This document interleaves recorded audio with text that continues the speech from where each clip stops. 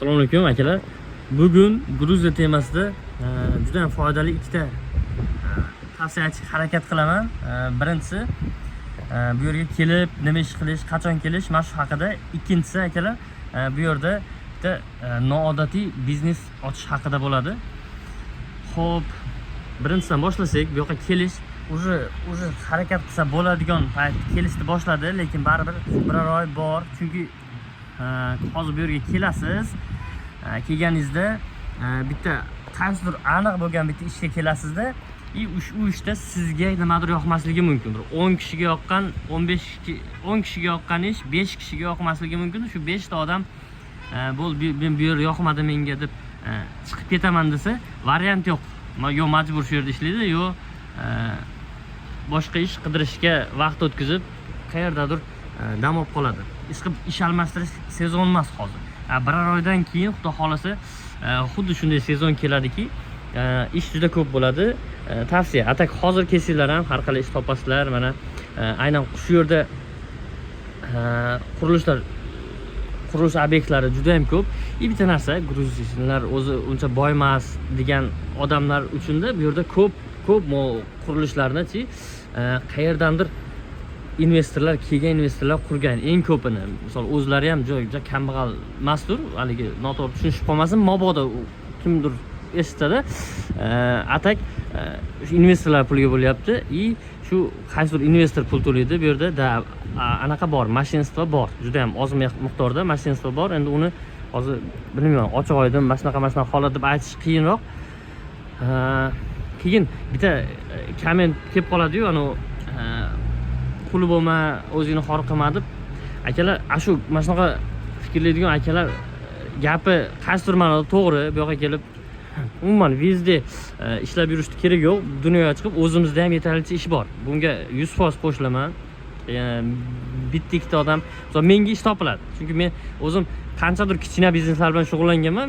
Ba'zilari omadsiz bo'ldiki, bu yerga kelib yana уже katta noldan qurilishda ishlayapman. O'zim ham ishlayapman, realniy qurilishda. Xo'p, ishoning, qul bo'lma, qulsan deb mana shunaqa komment yozadigan akalar bor-ku. Ishoning, sizdan qancha marta aqlli odamlar bor musofirda yurgan. Ular o'zi juda ham yaxshi biladi hisob kitobini. Siz ham qaysidir ma'noda shu qachondir shu musofirdan borib o'zimizda biznes qilganlarning ishchisi bo'lasiz. Mana shu gapingizni darsa aytib beraversiz yoki o'zi siz ishchisiz, shunaqa qul bo'lma deyapsiz-da, siz o'zi ishchisiz, qachondir shunaqa migratsiya holatini ko'rib, o'zi yaxshi biznes boshlab olgan odam qo'lda ishchisiz aka.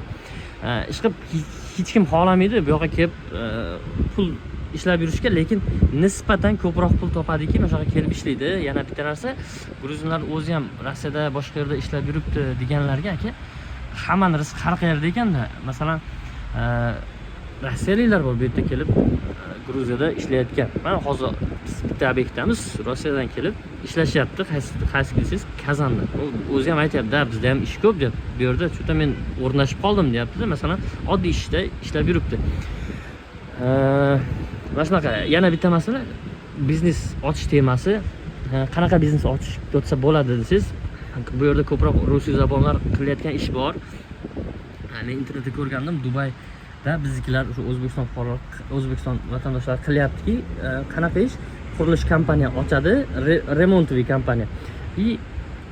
Qanaqadir obyektni remontini oladi, internetga o'zini men shunaqa remont kompaniyaman deb internetga joylashtiradi, qanaqadir obyektlarni oladi, o'rtada как посредник bo'lib ustalarni ishlatadi. Xuddi shunaqa rusiy zabonlar juda ko'p.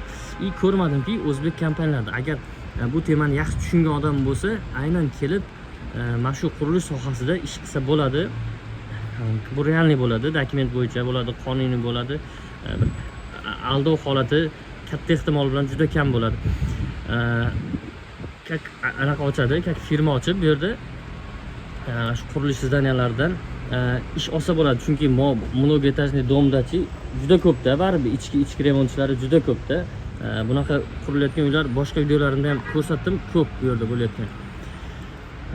Keyin kelish masalasi qanaqa bo'lsa bo'ladi degan odamlar как turist bo'lib kelyapti bu yerda. Rosa ko'pchilik O'zbekistondan emas, hatto shu Belarus, Rossiyadan ham как turist statusida yurib bu yerga kelib legalniy bo'lsa bo'ladi.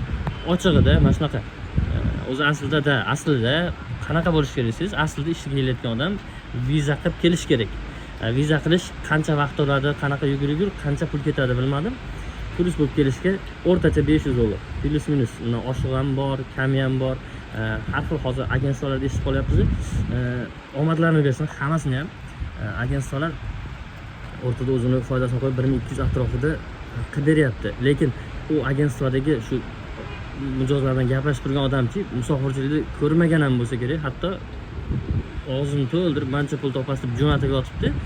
Lekin eng ko'p bu yerda Gruziyaga kelib ishini almashtirib qiynalib yurganlar agentstvo orqali kelganlarda. Masalan, nimaga desangiz, agentstvo va'da berib yuboradi. Mandarin tergan deb bitta yigit kelibdi. Mandarin tergani yo bo'lmasa qurilishda 1,5 ming olasiz. Va'da berib yuboradi. Juda ham noto'g'ri va'da berib yuboradi. Agar realniy maslahat qanaqa bo'ladi siz bu yerga keling, $1000 ga tayyor bo'lib keling. Musofirda shunaqa bo'ladiki, $500 topasiz, $500 topolmaysiz ham kerak bo'lsa, qayta bo'ladi, usta bo'lsangiz $3000 ham topsangiz bo'ladi. Realniy. Lekin ana agentstvoga ishlanib bitta joyga kelib olib, keyin u yerdan chiqib ketolmay, hamma atmosferani umuman yomon ko'rib yurish kerak yo'q. Tavsiyam shu, agentstvo orqali umuman tavsiya qilmayman-da, ochig'i kelishdi. Eng yaxshisi internetga kiringlar, Gruziyada ishlab yurgan bolalar bilan gaplashinglar.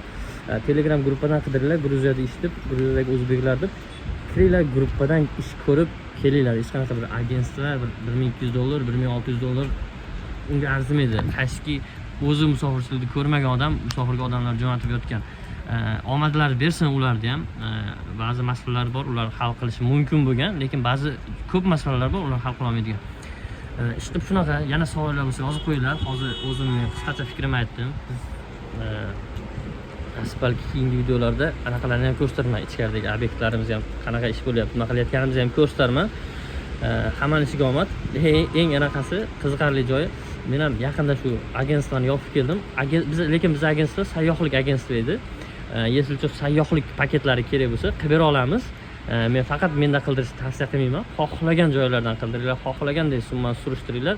Ma'qul kelsa men qilib bera olaman va ish haqida juda ham to'g'ri ma'lumot bera olaman, chunki o'zim ishlab yuribman va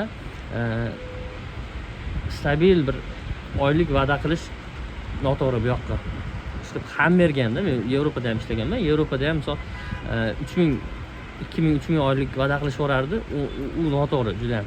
Unaqa ishlayotgan ko'p, juda ham ko'p, lekin undan ham ko'p odam 2000 tugul 1000 ham topa olmagan odamlar ham bor. Yevropada ham hatto. Mana shunaqa ko'p gapirib bordim. Hali bog'dan tog'dan to'g'ri tushunasizlar. Savollar bo'lsa bemalol kommentariyaga yozib qo'yinglar. Xudo xolisa harakat qilaman javob berishga.